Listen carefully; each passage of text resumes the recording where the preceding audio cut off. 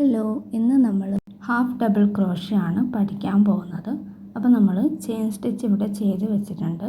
Single ക്രോഷ്യനെക്കാട്ടിലും ഒരു step അധികം വരുന്നതാണ് ഹാഫ് ഡബിൾ ക്രോഷ്യ. അപ്പോൾ നമ്മൾ യാൺ ഓവർ ചെയ്തതിന് ശേഷം രണ്ടാമത്തെ ചെയിൻ സ്റ്റിച്ചിലോട്ട് ഹുക്ക് ഇൻസേർട്ട് ചെയ്യുക. എന്നിട്ട് ആദ്യത്തെ ലൂപ്പ് വഴി പുറത്തോട്ട് യാണിനെ വലിക്കുക. അപ്പോൾ നമുക്ക് 3 ലൂപ്പ് ഉണ്ടാവും. അതിൽ 3-ൽ കൂടിയും എന്ത് ചെയ്യുക, യാണിനെ പുറത്തോട്ട് വലിച്ചെടുക്കാം. ഒന്നുകൂടെ കാണിക്കാം. യാൺ ഓവർ ചെയ്യുക, രണ്ടാമത്തെ ചെയിനിൽ ഹുക്ക് ഇൻസേർട്ട് ചെയ്യുക, എന്നിട്ട് ഒരു പ്രാവശ്യം യാണിനെ പുറത്തോട്ട് എടുക്കുക, ഇതിൽ കാണുന്ന പോലെ. അപ്പോൾ നമുക്ക് 3 ലൂപ്പ് കിട്ടും. എന്നിട്ട് 3-ൽ കൂടി എന്ത് ചെയ്യുക, യാണിനെ പുറത്തോട്ട് എടുക്കുക. അപ്പോൾ ഇതുപോലെ പ്രാക്ടീസ് ചെയ്തുകൊണ്ടേ ഇരിക്കുക. അപ്പോൾ നിങ്ങൾക്ക് മനസ്സിലാകാൻ വേണ്ടിയിട്ടാണ് നമ്മൾ ഇത്ര സ്ലോ ആയിട്ട് പറഞ്ഞിട്ടുള്ളത്. അപ്പോൾ ഇനി ഇതുപോലെ എല്ലാ ചെയിനിലോട്ടും ചെയ്തെടുക്കുക ഹാഫ് ഡബിൾ ക്രോഷ്യ.